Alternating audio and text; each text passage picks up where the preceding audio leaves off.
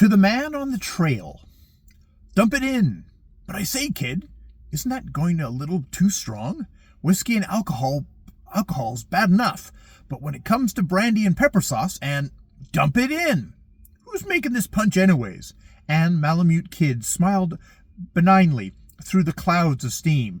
By the time you've been in this country as long as I have, my son, and lived on rabbit tracks and salmon belly, you'll learn that Christmas comes only once per annum. And a Christmas without punch is sinking a hole to bedrock with nary a pay streak. Stack up that for high card, approved Big Jim Belden, who had come down from his claim on Mazzy May to spend Christmas, and who, as everyone knew, had been living the 2 months past on straight moose meat. Ain't forget the hooch we uns made on the Teniar, ye hey? Well, I guess yes. Boys, it would have done your hearts good to see that whole tribe fighting drunk, and all because of the glorious ferment of sugar and sourdough. That was before your time, Malamute Kid said as he turned to Stanley Prince, a young mining expert who had been in 2 years. No white women in the country then, and Mason wanted to get married. Ruth's father was the chief of the Tananas, and objected like the rest of the tribe. Stiff? Why, I used my last pound of sugar, finest work in that line I ever did in my life. You should have seen the chase, down the river and across the portage. But the squaw? Asked Louis Savoy, the tall French-Canadian, becoming interested, for he had heard of this wild deed when at 40 miles the preceding winter. Then Malamute Kid, who was a born raconteur, told the unvarnished tale of the Northland Lochinvar.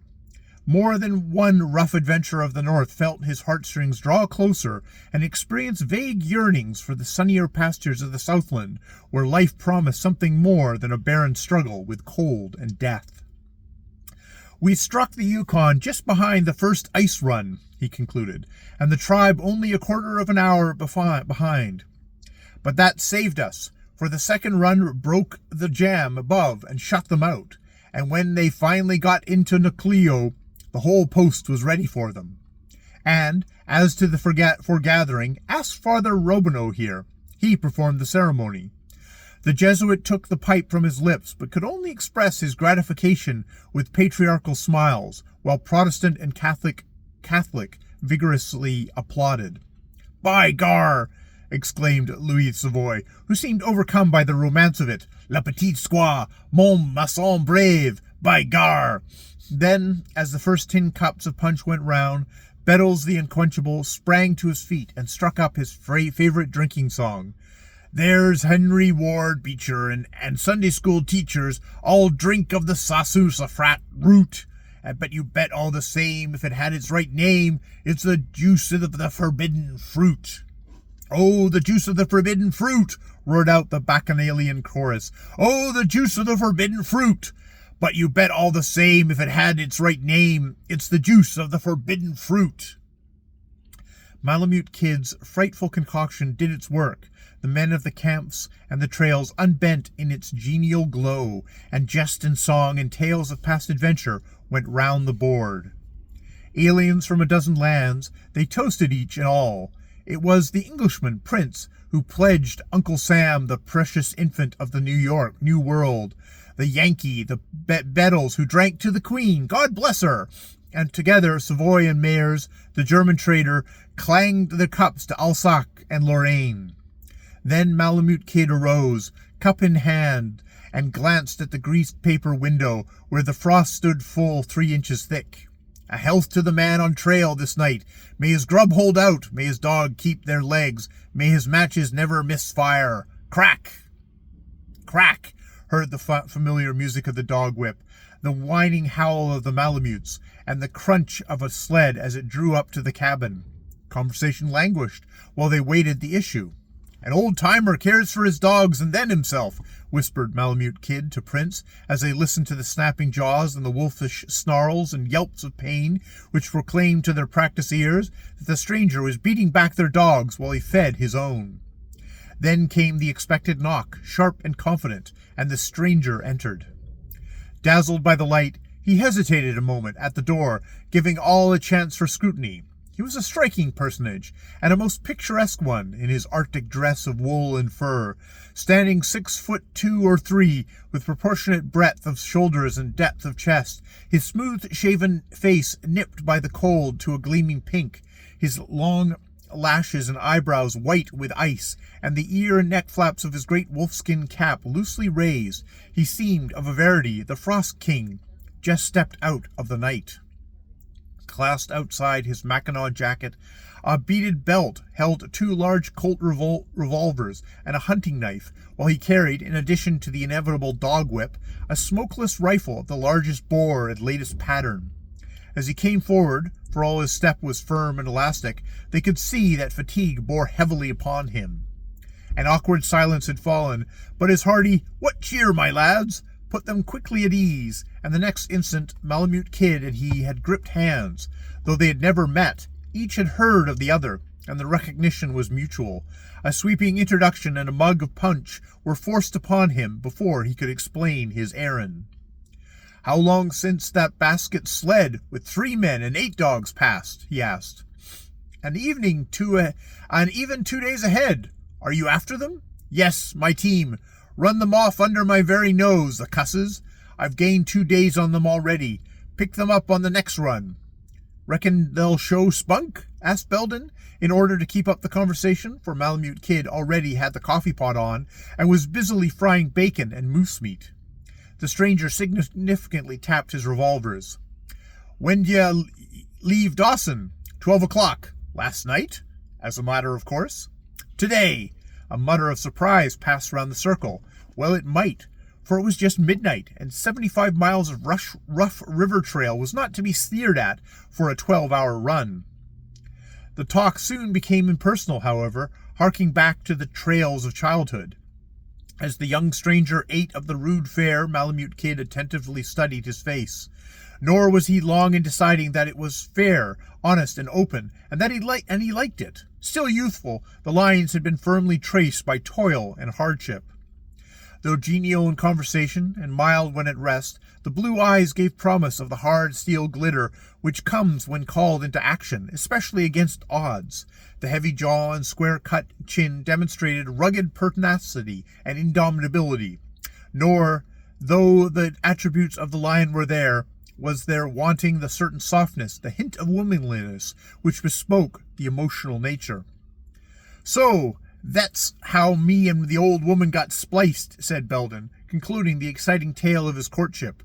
"Here we be, Dad," says she, "and may ye be damned," says he to her, and then to me, "Jim, get out and get good duds of yours. I want a right pert slice o' them 40-acre plowed for dinner." And then he sort of sniffed and kissed her, and I was that happy. But he seen me roars out, "Yeah, Jim, and ye bet I dested for the barn. Any kids waiting for you back in the States?" asked the stranger. "Nope. Sal died 'fore any come. That's why I'm here." Belden abstractedly began to light his pipe, which had failed to go out, and then brightened up with, "How about yourself, stranger? Married man?" For reply, he opened his watch, slipped it from the thong which served for a chain, and passed it over. Belden picked up the slush lamp, surveyed the inside of the case critically, and, swearing admiringly to himself, handed it over to Louis Savoy.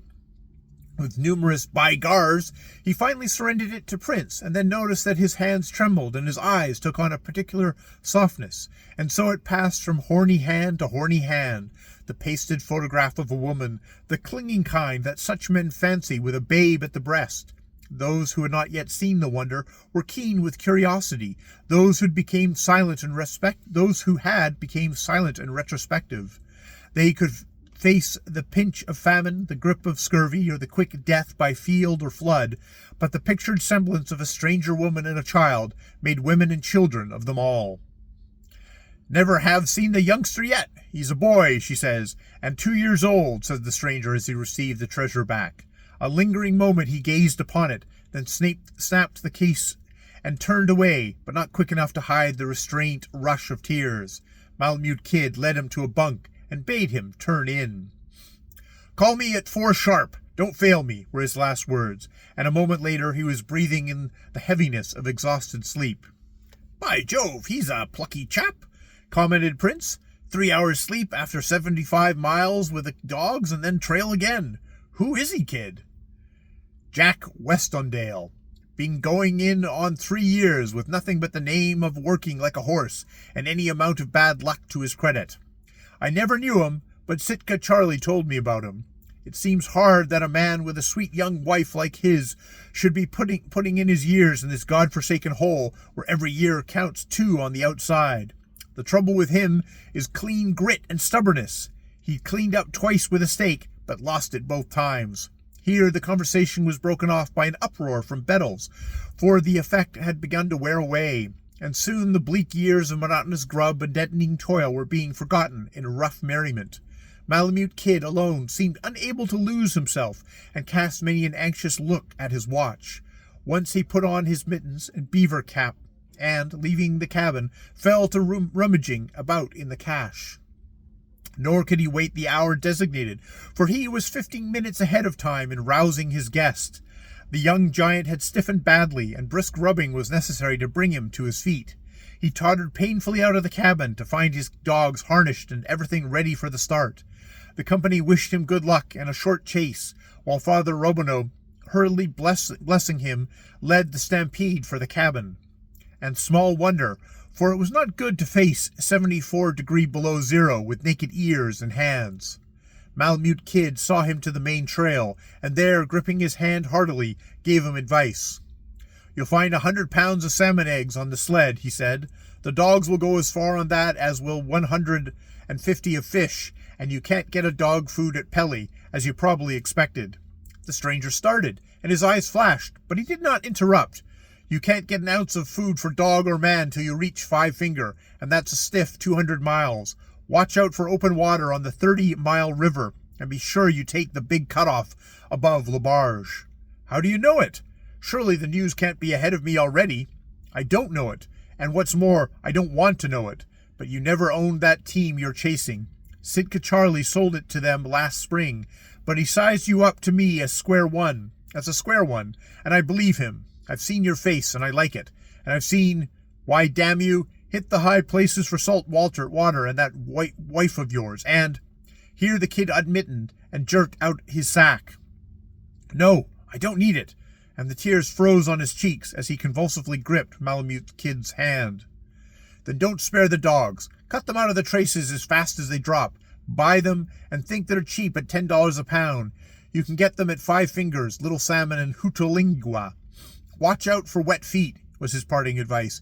Keep it traveling up to 25, but if it gets below that, build a fire and change your socks. 15 minutes had barely elapsed when the jingle of bells announced new arrivals.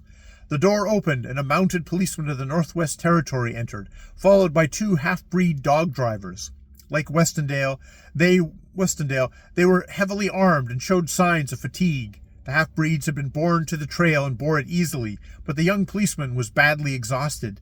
Still, the dogged obstinacy of his race held him to the pace he had set, and would hold him till he dropped in his tracks.